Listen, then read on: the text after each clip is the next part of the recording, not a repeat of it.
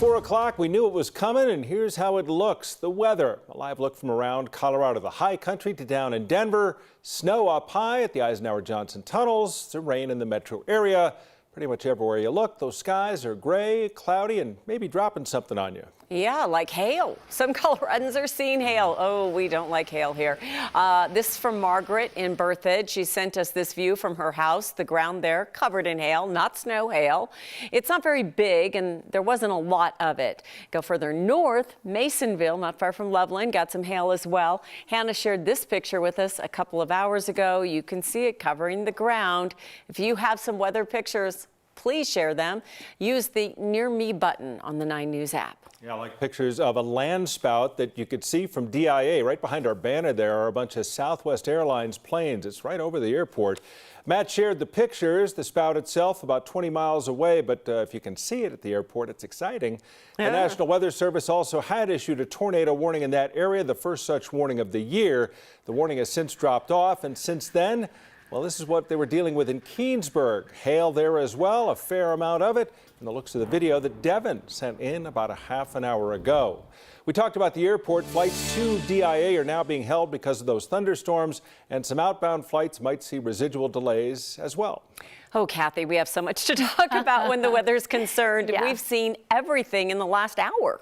And the storm, Kim, is just getting started. It's just now moving into Colorado. It slowed down a little bit. We enjoyed a little bit of sunshine today, but that sunshine allowed for that convection to form, the atmosphere becoming unstable. You can see the center of circulation in southwestern Colorado pulling the moisture up. And with winds out of the east and northeast now, we're starting to see that upslope. The air is becoming saturated. We've got rain for the evening drive, a rumble of thunder up high. The snow will be ramping up here in the next few hours. You can see all of that motion of that moisture just coming around that low pressure system like spokes on a wheel. And where you see the yellow and orange echoes are where we're seeing the heaviest rain. And we're also seeing some instability, light blue indicating some of the hail echoes as well. Weld County, portions of eastern Adams County, the first tornado warning of the season, the first severe thunderstorm warning of the season.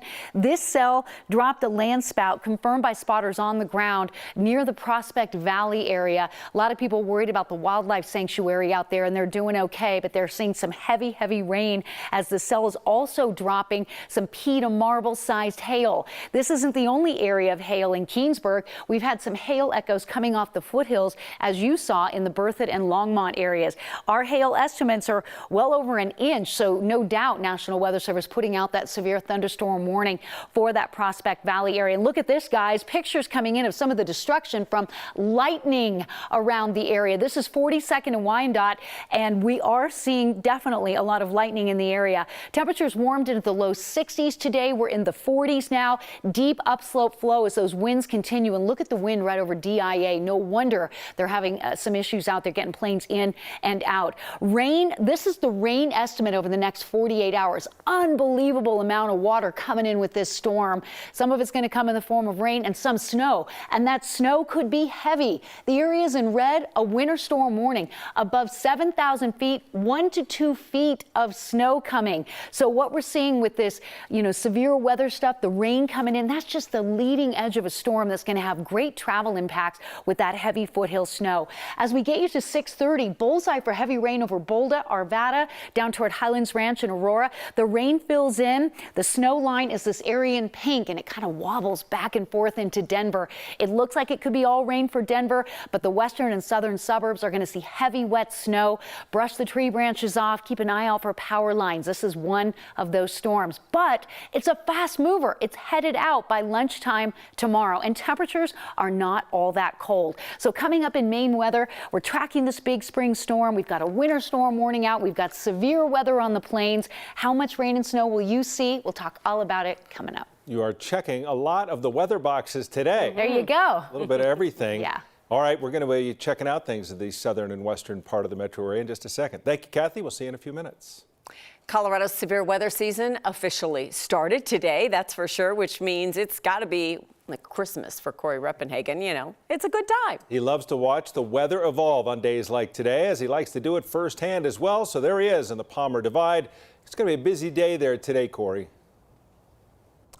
It has been busy and interesting. You know, Tom, Kim, the reason why I love spring weather so much is just I like variety, and you can literally see just about every type of weather during the spring, and sometimes it's all happens in one day. So we've just about had that today. Now up here on the Palmer Divide, where I am in Elizabeth, is one of those spots where you can literally see it all in one spot, where you can get severe weather and you can get the big snow.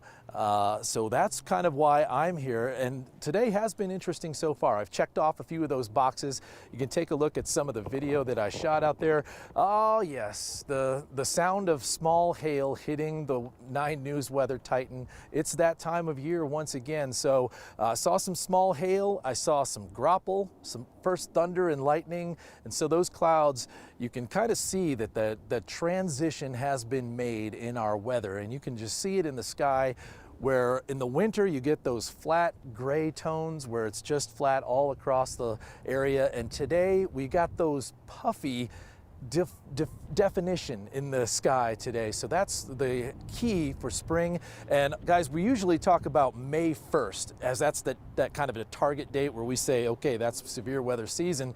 But you know, we start to see it in the forecast here in late April, and this spring storm, this system is really, I think, that signal that says we are now into that season where we're forecasting severe weather along with our snow showers.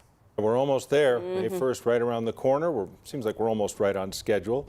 Corey, thanks. We'll keep checking in with you as the weather evolves throughout the day. Well, it was a bump in a parking lot. It happened on Christmas night, but it led to a punch and a kick and the death of a 69-year-old man in Thornton. Well, now, 4 months later, there's been an arrest in the case. Police had been pleading for help, trying to find the suspect's red Jeep. But it was a cell phone found at the scene that helped police crack the case. Here is Kevin Vaughn from our 9 Wants to Know team. To the man that did this, if you are watching, I promise you we forgive you. It was late January. Manuel Osvaldo Yaquez Machado had been dead for a month, and his family was desperate for answers. There's so many questions and variables, but when you don't have the answers, it's exhausting.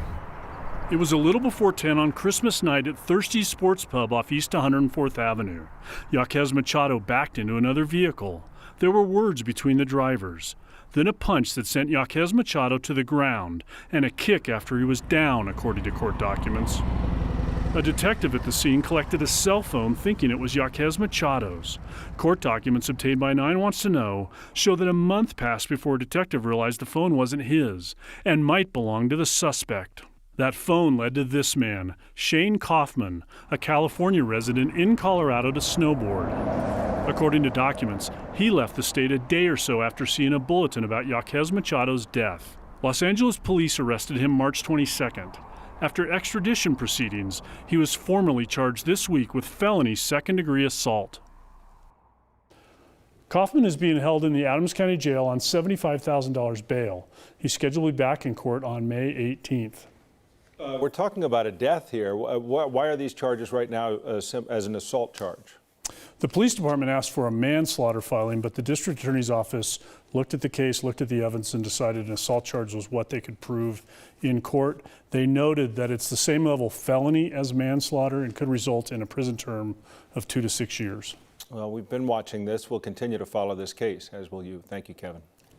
4 people who were hurt when a Denver police officer shot at a suspect on a crowded street in Lodo last summer are now suing that officer. All 4 filed suit against Officer Brandon Ramos.